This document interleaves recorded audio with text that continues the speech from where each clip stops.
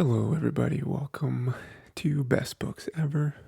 And I'm Tyler, as always. And today we're back at it.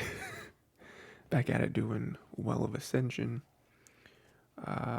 part two, but technically part three of the book itself. What is it? Chapters 28 to 38? Much shorter. Much shorter, thankfully, than the last part. Last part was great because we had a bunch of beginning stuff, getting back into it. Start of the second book. Normally, the second book with trilogies is like, I feel like the most stuff happens in the second book because the first book's like opening up the world. Third book is usually everything coming together.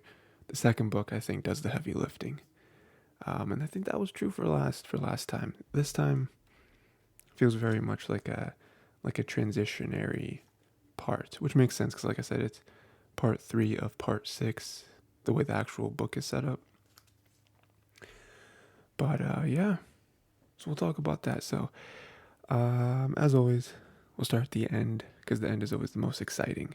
The big sort of clutching our pearls type reaction, scene that we had at the end there. I forgot that it ended this way.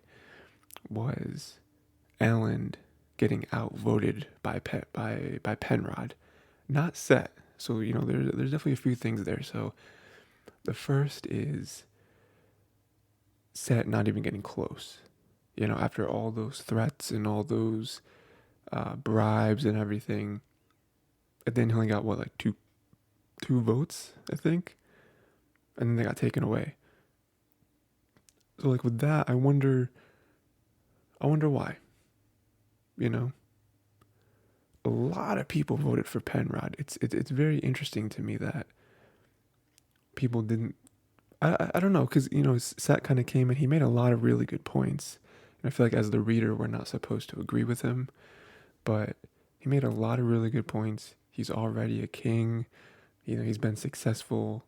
Penrod's never been a king.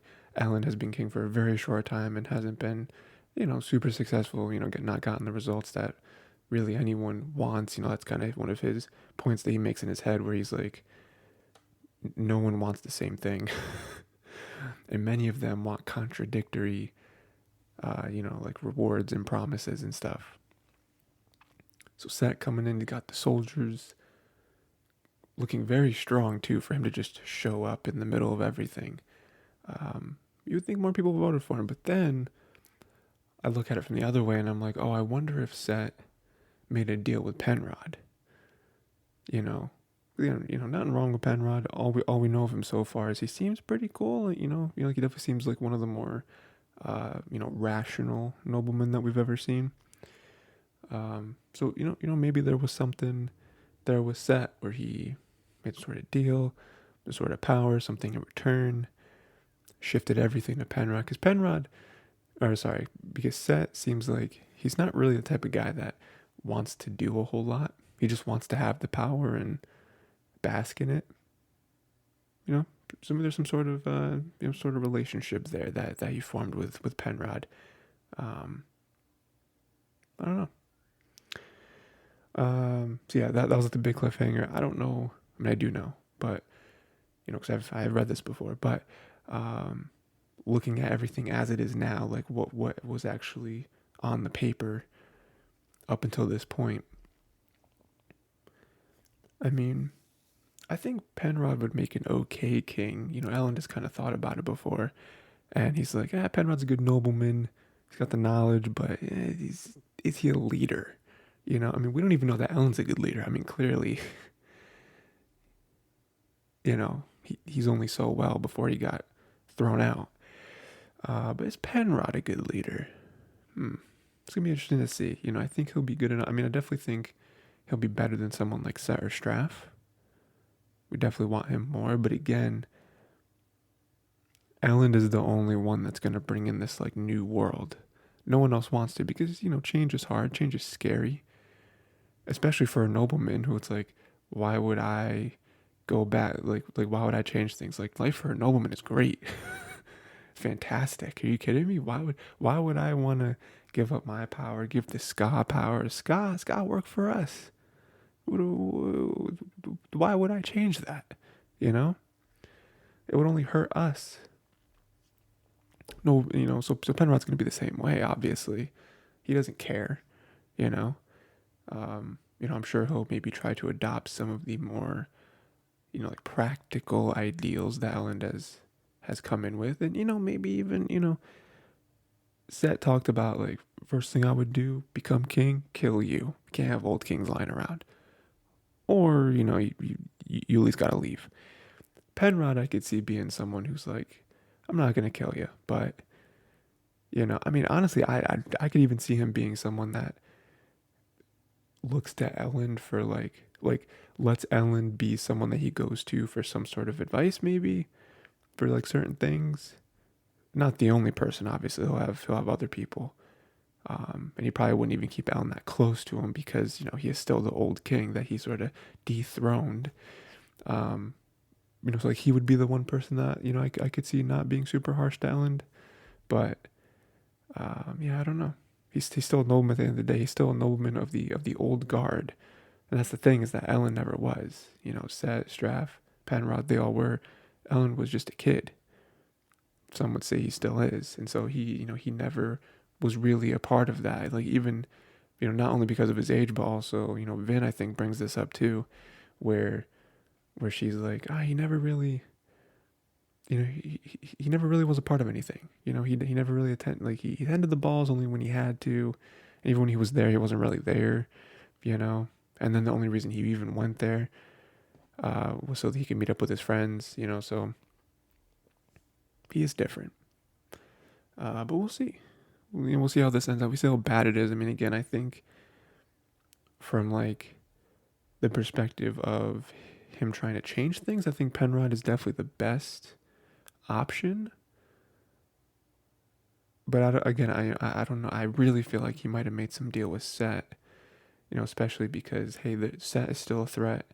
Straff is still a threat. The Kolos are here. It's like this is done, but like there's so much more to deal with right now. So we'll see.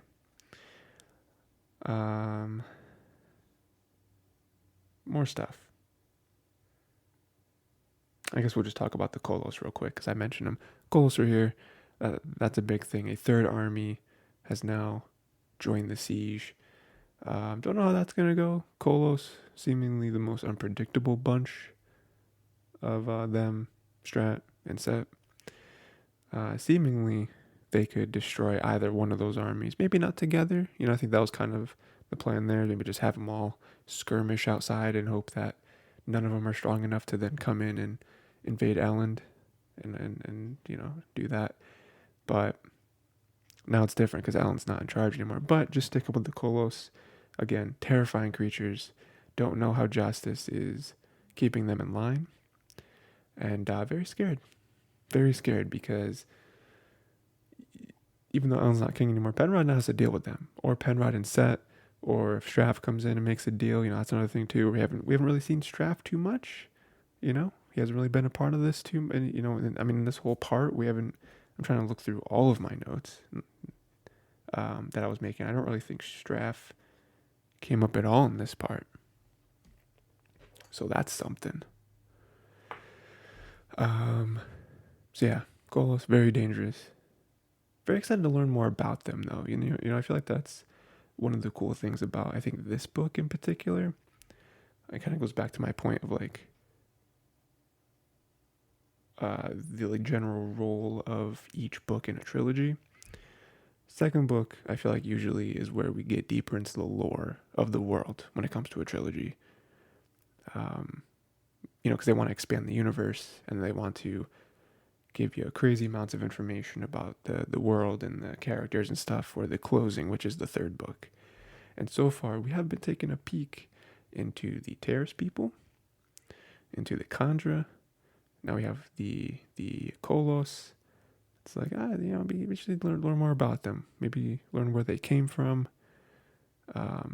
If they really are just these like almost like mindless completely driven by instinct creatures, or if there is some sort of intelligence behind them.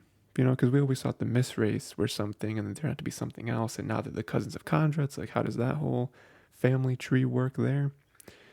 So yeah, interesting stuff there. What else do we have? Okay, so another huge thing for me, because I love Vin. Vin's my favorite character in this entire series. That's kind of like a cop out because she's the main character, but still love her very much. One of the sadder plot points of this series is her, right? Is her trust, I think. Her gaining, not only gaining the trust, but just like learning how to trust just as a concept. She was able to build that up in the first book. And I think she got to a pretty good spot by the end of the first book. I mean, the end of the first book it kind of was another dip with, her feeling Kelsier betrayed her. But for the most part, overall, I think she's learned the concept of trust. And now as this book has gone on, it's been wavering a lot, especially with her and Elend. I mean, the whole idea of a Chandra spy hasn't helped. But her and Elend, she's very unsure of herself. And so a moment here that I think just adds to that, and something that I don't think we could have ever foreseen, because so far it's just been, oh, I don't think I'm good enough for him. I don't, he deserves someone who's not a bodyguard, who's not like a thug, not just a pewter thug, but just the idea of a thug. He deserves someone like Alrian, or whoever, right? I'm not that, and then we're getting into her own head about the whole like weapon thing, the tool thing, which we'll get into in a second, because there's some stuff that plays around with that. But this moment where she has to defend Elend from the six assassins, great fight scene, very very desperate and very like animalistic, where it's like, oh no, we're immediately on. Elend is here. I have to protect him, because that's never really happened before. Like, we saw inklings of it when back before the collapse happened. There was assassins sent after Elend from Shan, right? So there was a little bit of that there. Her and Elend didn't really communicate at all at that point. And then when Elend sort of came to save Vin at Credit Shaw, that again sort of happened, but you didn't really see a whole lot. This is the first time where she's full on like a full battle having to defend him, and Elend has to see her fight, like full on. No, just like quick shots, get out of here. No, this is a fight from start to finish, and a very brutal one, because it is 6-1. Very crazy. And then it ends with her basically like headbutting this dude's face so hard that it explodes. Because she used the last bit of her duralumin mixed with the pewter, because she's going to die again. Like, to her credit, she didn't just do that for fun. She wasn't like, what's a creative way to kill this last guy? Like, no, like she like the dude he was using pewter, very strong, on top of her, like choking her out. And so it's like, Vin is, characteristically small. That's kind of part of her character, not only physically, but also, just like the aura she gives off, right? That's sort of her thing. It's like, oh, that's why she needs the Mistborn stuff, and that's why it's crazy that she can do certain things. So like, she was going to die unless she did something drastic. Very, very cool. The problem is that Elend saw her, and Elend has never seen anything like that, let alone Vin, in particular. And then we hear this from Vin's perspective, where she reads that as horror on his face, like he's now turned a corner. He's now afraid of her, maybe even disgusted with her. And we don't see anything after that. That happens. It basically cuts. Then we see the aftermath, where Elend is sitting there, kind of shooken up. talking to Ham, I believe. And then they say, oh, we're continuing the vote because today's like the last day. So if they don't do anything, Crown reverts back to Elend. They're not going to let that happen. So we don't see Vin after that. And that's the end of the book. Not the end of the book. The end of the part. So we don't see Vin at all. I imagine we're going to see Vin next part. It might even open up with her. And like her, like, well, I don't know. Because, a lot of times parts will have like time skips. So I don't know. But like that little bit right there, I think was heartbreaking because we know the whole trust thing, right? I've already talked about it. People leaving her, right? Kelsier left, died, right? Reen left. Sazed left, came back, but Sazed did leave.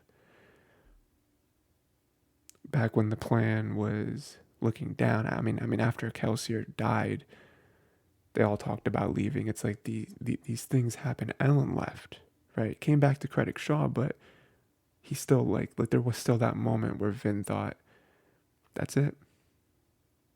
Another person left me. So that all kind of swirls around in her mind, I think, constantly. I think it's dampened as the days go on. But I think she does still talk about it. And not for this to happen where she doesn't only have to think about Elend like not finding use for her or whatever, which is so stupid. It's again, it's a very Vin perspective, but if you pull out of it and you look at it from the outside, it's like that's not how love works.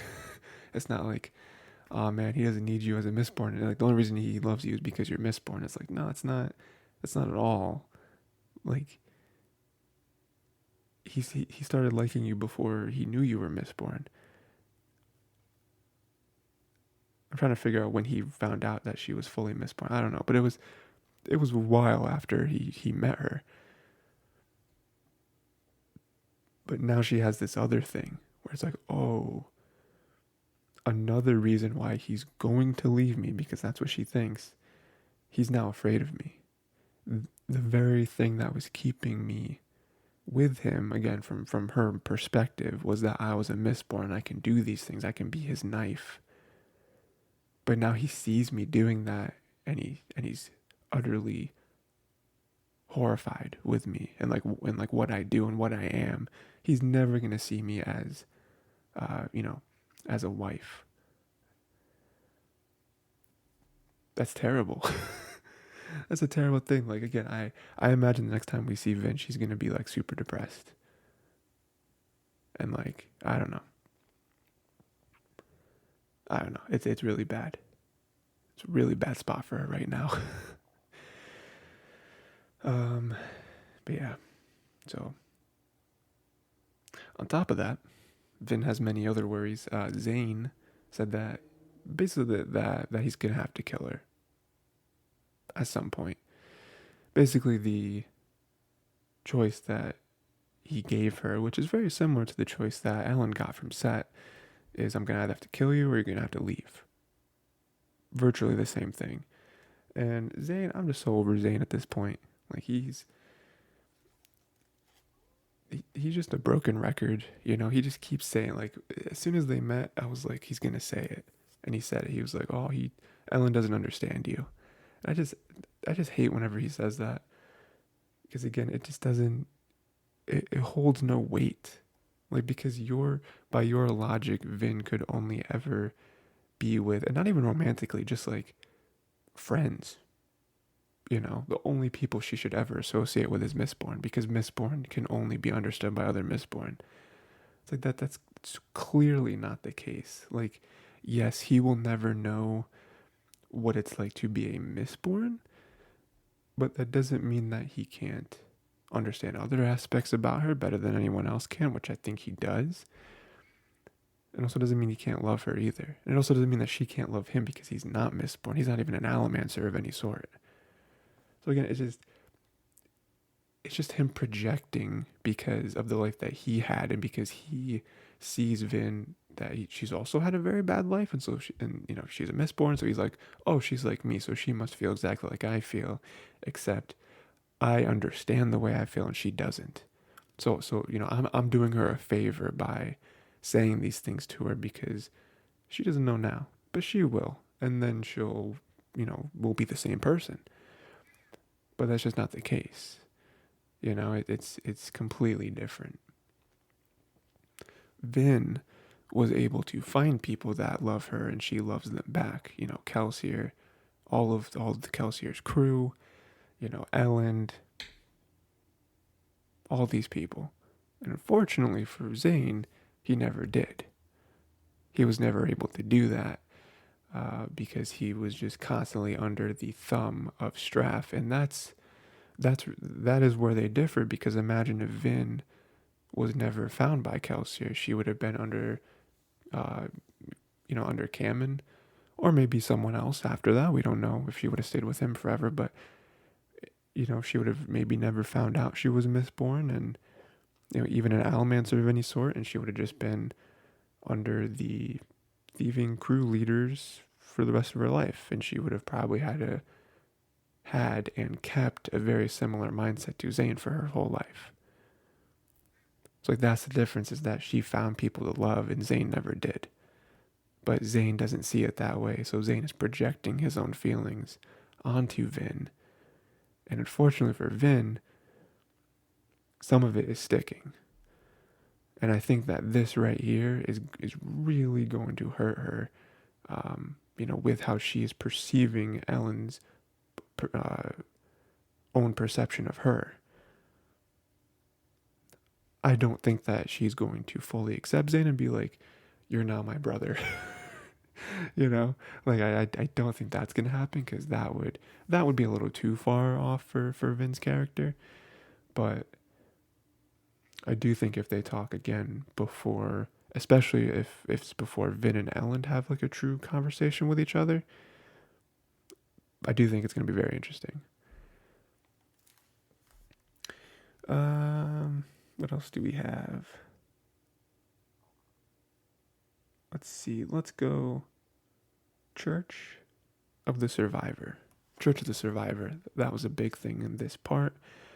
Obviously, the whole Demus stuff with Captain Demus.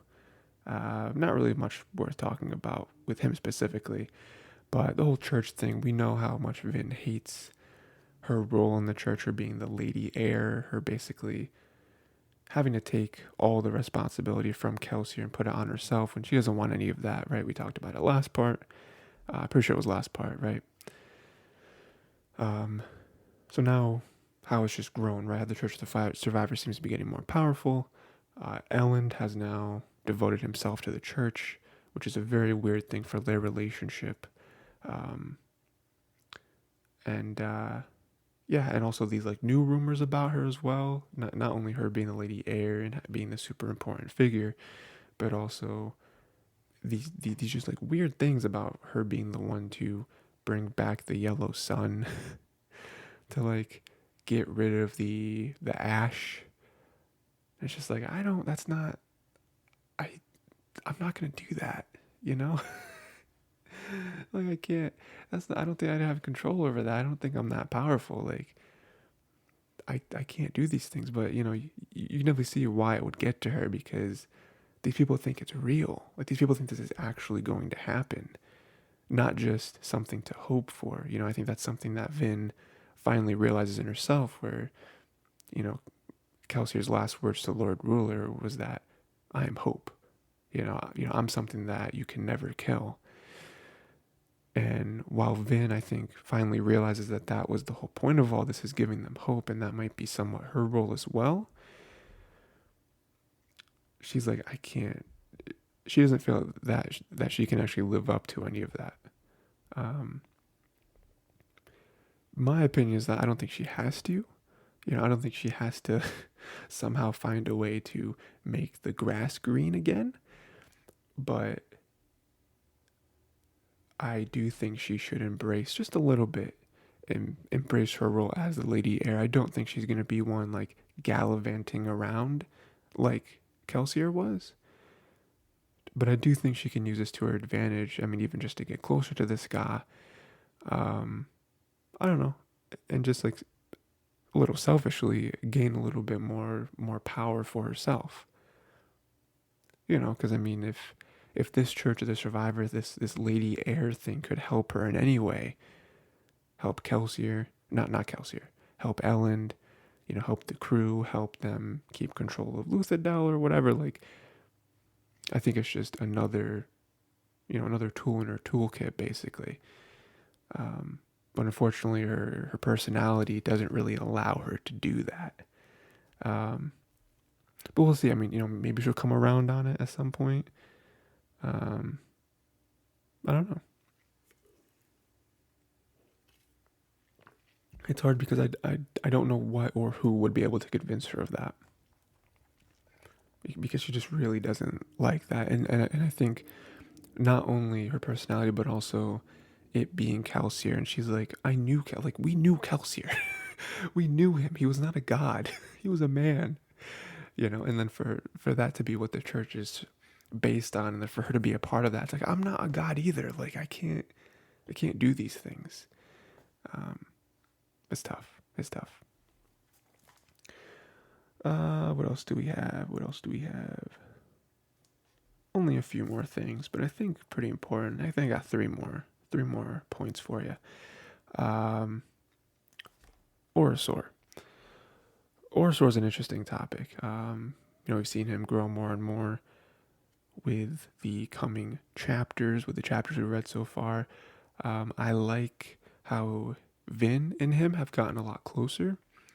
I noted pretty early on in this section of chapters that we read that one interaction I found very interesting was they were in a meeting, one of their Elend meetings or whatever, and Orosor, I think, made a joke about how, he thinks that the meetings would go a lot smoother if Breeze and Ham were not invited, because Breeze and Ham bicker, they kind of throw shots at each other, and Vin was like, oh, they're not that bad, and like, well, maybe they are that bad, but we love them and we deal with it, and we all bring something to the table, basically, just like, it's very much a family at this point. It's not just a crew, it's a family. And Orosor makes a joke about eating one of them or eating both of them. I don't know, because he's a Khandra. And I love the way this was written because he makes the joke and Vin pauses. She doesn't say anything. She doesn't make a face. She just pauses. And then Orosor quickly tries to backpedal. And he's like, oh, no, sorry. It's just Khandra humor. It can be a bit dark sometimes. I'm very sorry. I didn't mean it. And then you can see that Vin is still sort of processing it. And I think that small pause that she has when Orosor is saying all this, I think that's her internally. Her first reaction, I think, is to be disgusted by Orosor's joke, because we know how much she hates that he ate Kelsier. Again, we've already kind of gone through this where we realized that the bigger reason why she hates him, or hated him, resented him, was because he was the only one that knew that Kelsier was going to die, and he should have tried to stop Kelsier, or maybe tell us so we can try to stop Kelsier. But I think whether she specifically hates that he ate Kelsier or not, him eating Kelsier is still a direct pathway to that true reason about having this knowledge. And so him making a joke like that, I think her immediate thought is to be disgusted or to be very thrown off guard, to maybe snap at him and say, hey, don't ever make jokes about eating my friends, something like that. But her pausing, I think she was able to get away from that initial thought, and she was able to realize, like, he didn't mean anything malicious by it. It was a joke. It was literally a joke. We were in the middle of talking about how, Breeze and Ham can sort of get into it sometimes and delay us. He was trying to lighten the mood. We're trying to look at his intentions. looking at the past year, or however long it's been, I think, yeah, he does everything I want him to do. Lately he's been doing things on his own for me, which is very interesting. So I think there's a lot of thoughts going on in her head in that like 2 second time frame. And what she ends up doing is making jokes that play off of that. Like, oh, I don't know if you like Ham, he's stringy or something, and then, Breeze, whatever, right? And they kind of continue that like joke pattern for a couple more exchanges. And I made note of that because 6 months ago, Vin would have never done that. Vin probably would have snapped at him. But the fact that she played along with him, I think is major growth on her end. And I think is major growth with their relationship. Because even with this part, we see how much closer they've gotten, how much they're able to talk to each other. It even goes to the end, which I have some questions on, where I don't remember exactly what the Khandra law is. Orsor said it a few times. So Khandra aren't allowed to harm humans, or are they not allowed to kill humans? Because I'm pretty sure at the end there, when they were fighting, didn't Orsor like tackle one of those assassins or something? Because I know at the end he was able to get there and give Vin vials of metal, but like, did he like tackle them or something, or did he just kind of charge in? I don't know. I was very confused by that part on like if he actually did something to another human or not, or if he just kind of charged in and caused a ruckus. I don't know. But even just that, like jumping into out, like he didn't have to do that. Vin didn't tell him to do that. Vin didn't even call out to him in that moment, let alone before it started, like, hey, if anything goes down. Like she didn't do anything like that. So for him to jump in and help her, it's like maybe growing a little bit of fondness for Vin. Maybe has already grown a fondness for Vin. That'd be cool, you know? And the last two things are kind of connected. So we have this whole history research stuff that's happening in the background.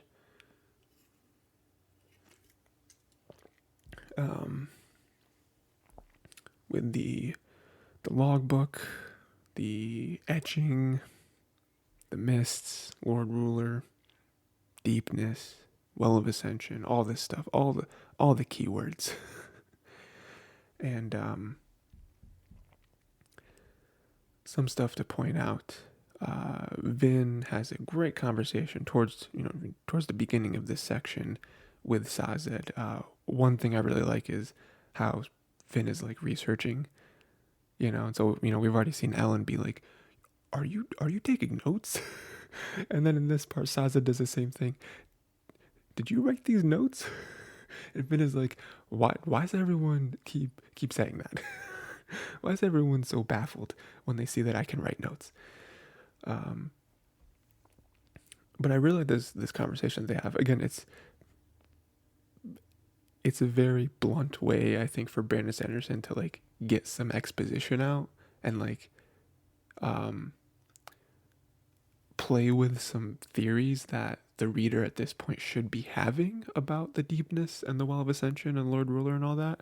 For him to just be like, oh, I'm just gonna have Vin and Sazed sort of like work through it. It's very cool. But basically what comes out of it is that Vin believes that the mists are the Deepness in some form or fashion, right? Sazed pulls up some points to sort of disprove it. Vin is very stubborn, very blunt. I like Sazed's perspective from this because Sazed is like, it's very refreshing, being from a world of scholars, and there's a certain way that like scholars research information. There's a certain way that they present it, a certain way that they back up what they're saying, or what their theories are. And then to talk to Vin, and she's just like, I'm right. I'm right. Like I believe I'm right, and so it doesn't matter what you say. And for her to be like, okay, interesting, and like, not for Saza to get upset and be like, you're dumb, like what do you mean you're right? You're a foolish human who doesn't like, no, he's just like, yeah. And I love another thing that he thinks too, where he's like, she just moves, she just thinks purely on instinct, and she's usually right, which is so true because there's been so many times where he's seen her do this, and it's like, what is she doing? And then she's correct, and it's like, how? How does Vin know this? And so, not only her approach, but also knowing her, it also makes him hesitate to just be like, she might be right though, you know. And then she also tells him about the figure in the mists, which kind of catches him off guard because he also obviously read the same stuff that Vin did, and so for Vin to be like, no, this happened to me too, because up until this point, I think Saza might just be thinking in his head that she's sort of reading the logbook and sort of like letting that implant ideas in her. You know, now she's like, oh, I got this theory, but for her to say, for her to bring up the figure in the mists and be like, no, it did hurt people, and it does kind of match up with what you've seen back out like west or wherever Sazed was, and him to be like, oh no, I didn't actually see it happen or whatever, and the figure, that's crazy, and then for her to just drop it on him and say, I've seen it, I've seen the figure. She didn't say that the figure touched her. She didn't go that far to be like it like grabbed her wrist and she like spasmed or something. But even that little bit was able to like catch Sazed off guard and be like, no, what do you mean you've seen him? That's, or not him, it. And now in his own head to be like, oh no, what if she's right? What if it's real? And at that point, it's like, he is a scholar, so he wants to find the truth. But this is one thing where I'm sure he's like, I really hope she's wrong. I really hope she's wrong, because if she's right, this is bad. This is very bad. Um, Scholar Vin, something you never expected to see. And then that kind of rolls into the second thing I was going to bring up, which is kind of the whole like second part of this almost, which is Sazed and Tindwyl uh, doing some research, and they kind of come across the same thing. Sazed asks her and is like, you think the deepness is the mists? And she's like, yeah.